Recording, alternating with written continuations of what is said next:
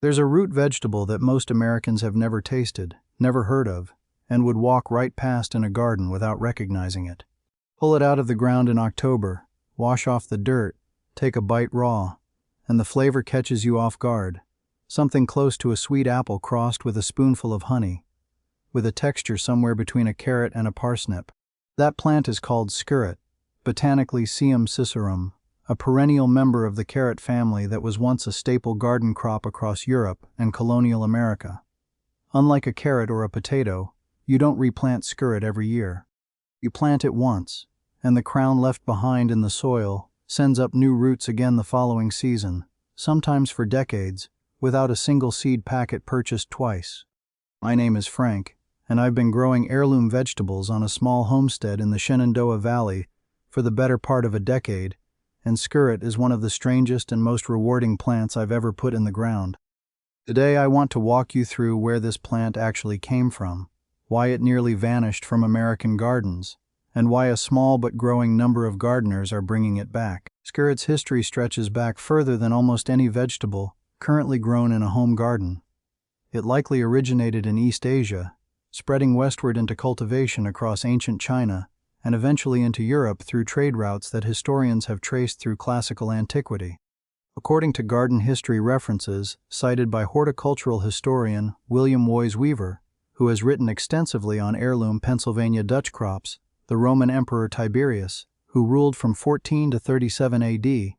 is said to have been so fond of skirret that he demanded it as an annual tribute from Germanic tribes along the Rhine frontier. Whether or not that specific anecdote is perfectly accurate in every detail, skirret's presence in Roman and later medieval European kitchen gardens is well documented.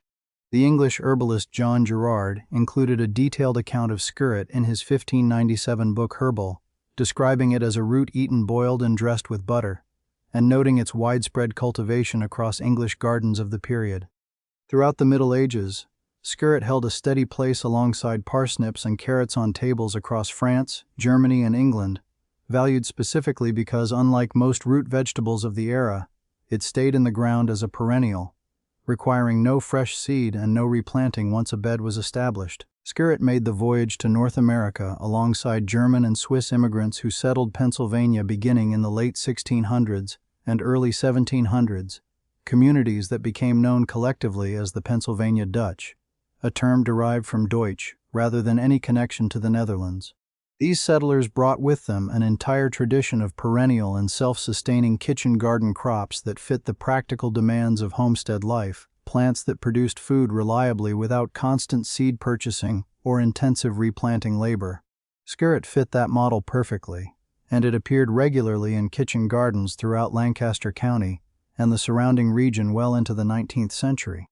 According to Weaver's research into historic Pennsylvania Dutch foodways, skirret roots were commonly boiled, then either fried in butter or mashed and mixed into porridge and stews. Prized specifically for the natural sweetness that meant less sugar was needed to make winter meals palatable, a genuinely practical advantage in an era when refined sugar remained a relatively expensive imported commodity for many rural households. Seed catalogs from companies operating in the late 1800s, including listings referenced in surviving Fearing-Burr seed catalog archives from that period, still carried skirret as a recognized garden vegetable, sold alongside more familiar crops like parsnips and salsify. If skirret tastes this good and requires so little maintenance once established, the obvious question is why it essentially vanished from American vegetable gardens by the early 20th century. The honest answer isn't a conspiracy. It's a combination of real, documented practical drawbacks that made it lose out to competing crops as gardening habits shifted toward convenience and efficiency. Skirret roots grow as a cluster of several thin, forked, pencil-width roots radiating from a single crown, rather than one large tuber like a potato, which makes cleaning and peeling genuinely more labor-intensive per pound of edible food produced, a trade-off documented in modern heirloom seed catalog descriptions from suppliers who still grow it today. As the potato became firmly established as America's dominant starchy staple crop through the 1800s and 1900s, offering dramatically higher caloric yield per acre, with far less preparation labor per pound, according to agricultural yield comparisons published by University Extension Services. Home gardeners increasingly abandoned smaller yielding, more labor-intensive perennial roots like skirret in favor of crops that fed a family faster with less kitchen prep time. Seed companies gradually stopped listing niche perennial vegetables that customers only needed to purchase once, favoring the more commercially straightforward annual vegetable seed business, and by the early 1900s, skirret had largely disappeared from mainstream American seed catalogs entirely,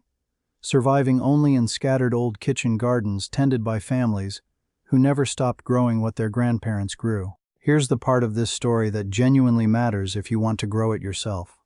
Skirret never went extinct, and it was never banned or regulated out of existence. It simply stopped being commercially profitable enough for large seed companies to keep stocking,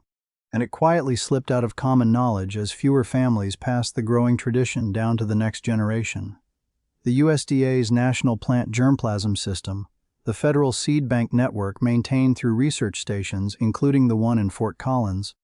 Colorado, still preserves skirret accessions as part of its ongoing mission to protect genetic diversity in food crops, ensuring the plant's genetic lineage was never actually lost even during the decades when almost nobody was planting it. Small heirloom seed companies dedicated specifically to preserving historic and rare vegetable varieties, including Baker Creek Heirloom Seeds and Southern Exposure Seed Exchange, currently list skirret roots and seed for sale, and organizations like Seed Savers Exchange in Decorah, Iowa, maintain member networks specifically built around preserving and redistributing exactly this kind of heritage crop that fell out of mainstream commercial circulation without ever actually disappearing from the earth. If you want to try this yourself, skirret grows best in loose, fertile, well-drained soil in full sun to partial shade, and it's genuinely forgiving once established, tolerating a wide range of soil conditions without demanding regular fertilizing or spraying. You can start it from seed in early spring, though germination can be slow and somewhat inconsistent, or more reliably by planting root divisions, small offshoots taken from the crown of an established plant, spaced roughly 12 to 18 inches apart. The plant sends up attractive white umbrella-shaped flower clusters in its second year, if left unharvested, similar in appearance to Queen Anne's lace since it's in the same botanical family, and you harvest the roots in fall after the first light frost,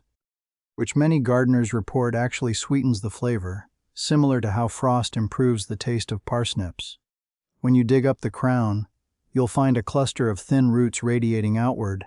and the trick experienced growers pass along is to always replant a portion of the crown with a few roots still attached immediately after harvesting,